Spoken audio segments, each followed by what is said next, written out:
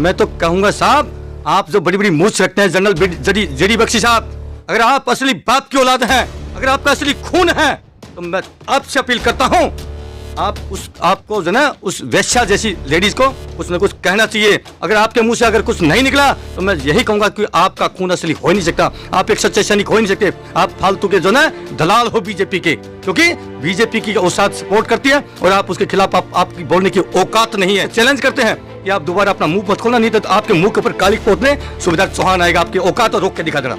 रास्ते में श्री राम राम राम राम राम करके ये कहीं न कहीं मेरे प्यारे देशवासियों को श्री राम के नाम पर ठग रहे हैं। ऐसे दो कोड़ी के आदमी संजय निषाद जैसे, मुझे तो लगता नहीं ये एक बाप की औलाद होगा, हो ही नहीं सकता एक बाप की औलाद। ऐसे गंदे खून की पैदाइश को आप लोग निकाल के फेंकिए। ये बहुत गंदा, इसने एक चरित्र के ऊपर दाग लगाया। ये श्री राम का जो नारा लगा रहे हैं, ये कहीं न कहीं दोगले चरित्र के है बीजेपी भी। मुझे कहने में कोई संकोच नहीं है, मुझे कोई गुरेज नहीं है। आपके अंदर भी अगर असली खून होगा मेरे प्यारे सैनिक भाइयों, आग लगा लो।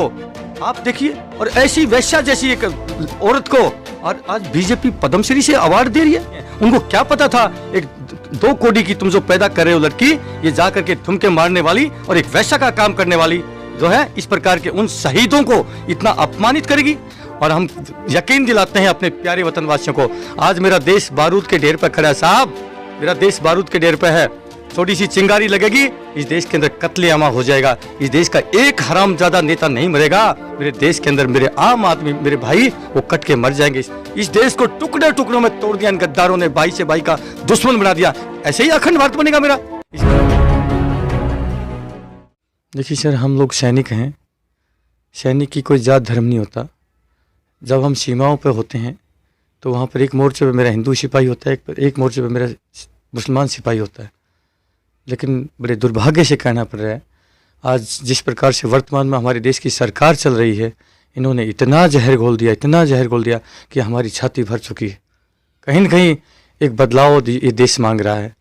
इस मिट्टी पे ही हमारे मुसलमान भाई रहेंगे, इसी पे हिंदू भी रहेंगे, सिख भी रहेंगे, ईसाई रहेंगे। लेकिन जो एक नफ़रतों की इन्होंने चिंगारी लगाई है, इसको हम जो बुझा के ही हम दम लेंगे। फौजी हैं, अल्ताफ का जो मैटर जो मुझे सामने आया है और मुझे पता चला है कि जिस प्रकार से 2-2.5 फीट की ऊंचाई पर एक नलके का जो है टैप था, उसको ऊपर कोई बंदा 6 फुट का कोई बच्चा का कोई फांसी खा सकता है। तो कहीं न कहीं बहुत ही शर्मनाक बात है। इस वर्तमान सरकार को अगर कहीं चुल्लू भर पानी मिल जाए तो इसको डूब के मर जाना चाहिए। ये देश पूरे इन वीरों का देश है, उसमें हिंदू, मुस्लिम, सिख, ईसाइयों ने मिलकर के देश की आज़ादी की जंग लड़ी थी। दूसरा सर, मैं सवाल करना चाहता हूं कि राम को लेकर, राम भगवान श्री राम को लेकर एक बड़ा विवादित बयान दिया गया है। संजय निषाद जी, जो निषाद पार्टी के अध्यक्ष भी हैं और भाजपा से अलायंस, उन्होंने कहा कि जो है श्री राम जो अपने दशरथ की औलादी नहीं, अपने बाप का औलादी नहीं, इस तरह की टिप्पणियां लगातार आ रही हैं। सर, उसको कैसे देख रहे हैं? बहुत पीड़ा की बात है साहब।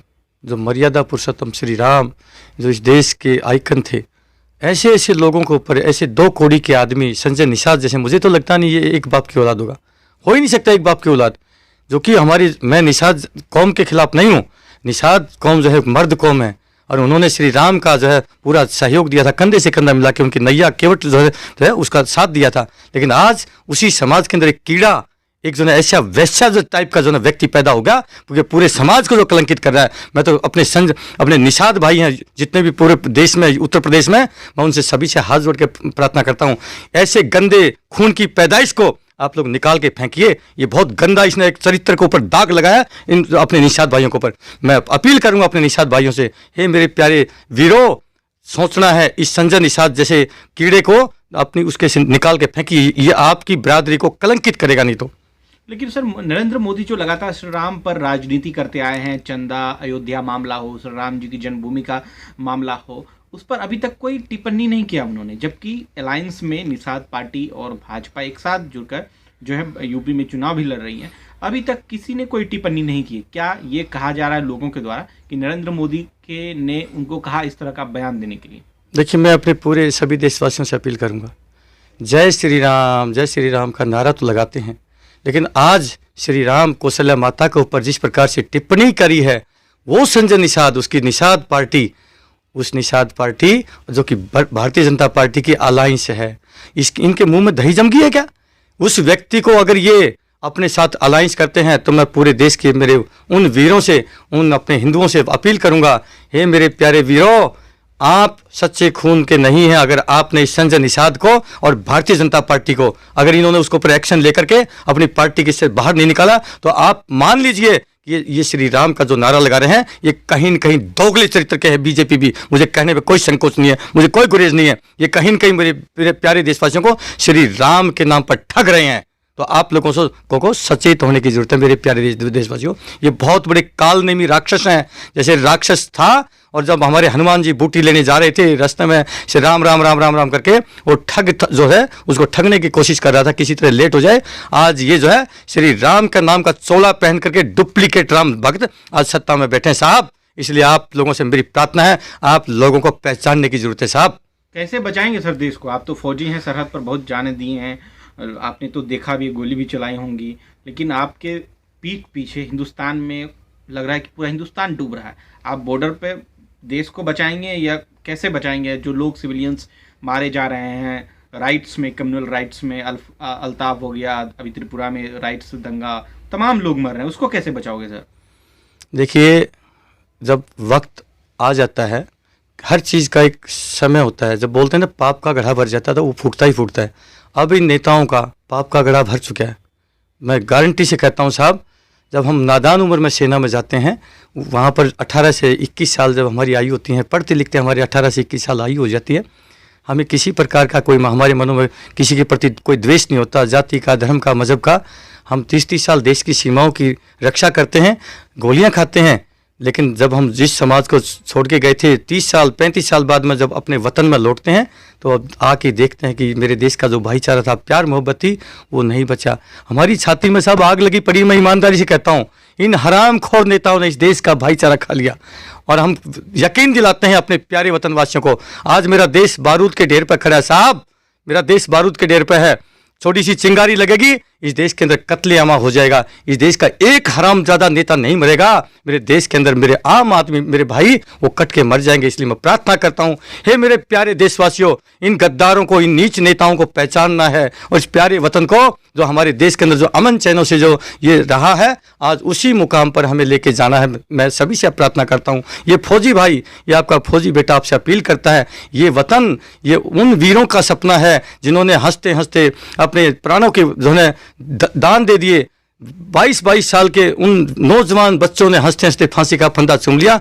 उन शहीदों के सपनों का भारत, ये आपके फौजी भाई, जहाँ पर सारी फौजी भाई उसको लेकर के आएंगे, जहाँ पर सारी व्यवस्थाएं फैल हो जाती हैं इस देश के अंदर। याद करिए, जहाँ पर भूकंप हो, कोई प्राकृतिक आपदा हो, चाहे उसमें भूकंप हो, बाढ़ हो, दंगा हो, आगजनी हो, या कोई अन्य टेररिस्ट एक्ट घटना हो जाए, और जहाँ पर सारी व्यवस्थाएं अस्त व्यस्त हो जाती हैं, वहाँ पर सिर्फ एक विकल्प बचता है, वो हमारी देश की सेना है। और जब मेरे देश की सेना वहाँ पर मोर्चा संभाल लेती है उस आपदा के अंदर, तो पूरा देश संतुष्ट हो जाता है कि अब मेरे फौजी भाई आगे जरूर इस आपदा से जो है निजात दिलाएंगे। इसलिए मैं कहूँगा कि आप अपने फौजी भाइयों पर, अपने फौजी वीरों पर आप विश्वास करिए। आ चुके हैं मैदानी जंग में, ये आपके फौजी बेटे, आपके फौजी भाई। फौजी कभी देश का सिर नहीं झुकने देता, ये फौजी कभी देश का अपमान नहीं होने देता। अब वक्त आ चुका है, हमारी कोई औकात नहीं थी, कि हमारे मन में कभी नेता बनने की कोई शौक नहीं था, और ना ही कभी ऐसा सोचा था। लेकिन ये माँ भारती हमें पुकार रही है, ये माँ भारती आज लाला हित है, उसने हमें पुकारा है, मेरे प्यारे सैनिक भाइयों, आइए मुझे बचाइए इन राक्षस रूपी और भस्मासुरी रूपी नेताओं से। सर, कंगना रनौत ने जो है एक बयान दिया है कि 1947 जो है वो आज़ादी भीख में मांगी गई है। असली आज़ादी तो 2014 में नरेंद्र मोदी के आने के बाद मिली है। सर, उसको कैसे देख रहे हो? आपकी बलिदान तो खाली हो गई, आप फालतू में बॉर्डर पर जान दे रहे थे। सर भाई साहब, बड़ी पीड़ा है, इस देश के अंदर ऐसे ऐसे लोग पैदा हो गए। मतलब आप पूरा देश उन वीरों को आज भी जो है टी शर्ट पहन के, भगत सिंह, सुखदेव, राजगुरु, मंगल पांडे, अशफाकुल्ला खान, हमारे और आज़ादी के क्रांतिवीर हमारे नेताजी सुभाष चंद्र बोस, ऐसे ऐसे वीरों का बलिदान आज उस 2 कौड़ी की कंगना रनौत ने उसको ऐसे बोल दिया। मैं तो कहता हूँ, मैं उस माता पिता को तो नहीं कहूँगा, क्योंकि उसका क्या दोष है उस माता पिता का जिसकी कोख से ऐसी वैश्या जैसी कोई लड़की पैदा हुई। उनका कोई दोष नहीं है। उनको क्या पता था, एक 2 कौड़ी की तुम जो पैदा कर रहे हो लड़की, ये जा करके ठुमके मारने वाली और एक वैश्या का काम करने वाली जो है, इस प्रकार के उन शहीदों को इतना अपमानित करेगी। मैं पूरे देश के अपने उन सैनिकों से कहता हूं जो सर्विस में खड़े हुए हैं, आपके अंदर भी अगर असली खून होगा मेरे प्यारे सैनिक भाइयों, आग लगा लो। आप देखिए, और ऐसी वैश्या जैसी एक औरत को और आज बीजेपी पद्मश्री से अवार्ड दे रही है और बीजेपी के मुंह में आज दही जम गई। मैं तो ये भी कहूँगा हमारे अपने जनरल जेडी बख्शी साहब, मैं बड़ा सम्मान करता हूँ अपने अधिकारियों का। जनरल जेडी बख्शी के जब मुंह से मैं सुनता था कि आज़ादी हमें ऐसे ही नहीं मिली, भीख में नहीं मिली, उन वीरों को आईएनए फौज का भी जिक्र करते हैं।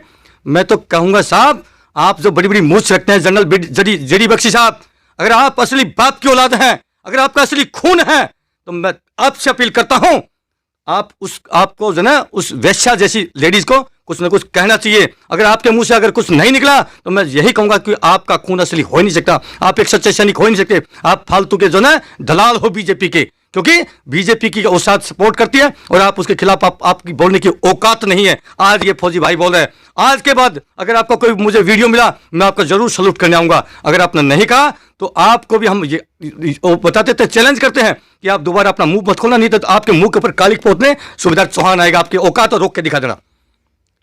मोदी, नरेंद्र मोदी और तमाम जो लोग हैं सब, जो लगातार ऐसे लोगों को पद्मश्री दे रहा है और तमाम ऐसी चीज़, तो लोग कह रहे हैं कि हिंसा भड़काने का एक ये मौका है, जो ज़्यादा बोलेगा, जो मुसलमानों का कत्ल करेगा, जो दलितों के बारे में बोलेगा, उसको जो है पद्मश्री दिया जाएगा। एक ऐसा ट्रेंड चल गया, आप इस बात को मानते हैं? बिल्कुल यही है। देखिए, मैं महाभारत में उनका नाम तो नहीं पता मेरे को, कोई एक ऐसा योद्धा था कि वो देखता था कि जो सेना कमज़ोर पड़ती थी उसी की तरफ से लड़ाई लड़ता था, नाम मुझे पता नहीं, माइंड में नहीं आ रहा अभी। ऐसा हम फौजी आदमी साहब, हम इस देश में अन्याय नहीं होने देंगे, हम इस देश के अंदर अन्याय नहीं होने देंगे। इस देश का हर वासी मेरी जान है, मेरा देश का प्यारा वतन है, क्योंकि सैनिक के लिए कोई जात धर्म नहीं होती साहब, सैनिक तो देश के लिए शहीद होता है, सैनिक किसी जात धर्म के लिए होता। अब हम आ चुके हैं मैदान में, हमें पूरा यकीन है कि ये पूरा देश इन सैनिक भाइयों को अपने दिल से लगाएगा और हम यकीन दिलाते हैं। जैसे एक न्याय संगत होता है ना, एक घर में एक माता होती है और अगर उसके 4 बच्चे हैं तो सभी को बराबर नज़र से देखती है, अगर वो बराबर नज़र से नहीं करती, उनके साथ न्याय नहीं करती, तो माता कहलाने लायक नहीं है। आज इस देश के नेता हैं, ये न्याय संगत नहीं साहब, इनके अंदर ये जाति फलाना दिख रहा है, सब ऐसा नहीं है। इस देश का एक एक व्यक्ति मेरा प्यारा वतन है, ये धरती बंगले पहाड़ थोड़ी वतन है। अरे वतन तो यहाँ के प्यारे प्यारे प्यारे मेरे देशवासी हैं, हिंदू मुस्लिम सिख ईसाई, ये मेरा प्यारा वतन है और इस वतन को हम टूटने नहीं देंगे। हम चैलेंज करते हैं नेताओं को, हरामखोरों को, तुम्हारी औकात हो तो रोक के दिखा देना, इस वतन का एक एक व्यक्ति अनमोल है। हाँ, इतना भी कहेंगे, यदि इस देश के अंदर सारे मुसलमान खराब नहीं है, कुछ लोग भ्रमित हैं, उन भ्रमित लोगों ने यदि इस देश की मुर्दाबाद करी तो उनको मुर्दा करने में हम देर नहीं लगाएंगे। हम मोदी जैसे कायर नहीं है, देश की मुर्दाबाद नहीं होने देंगे साहब।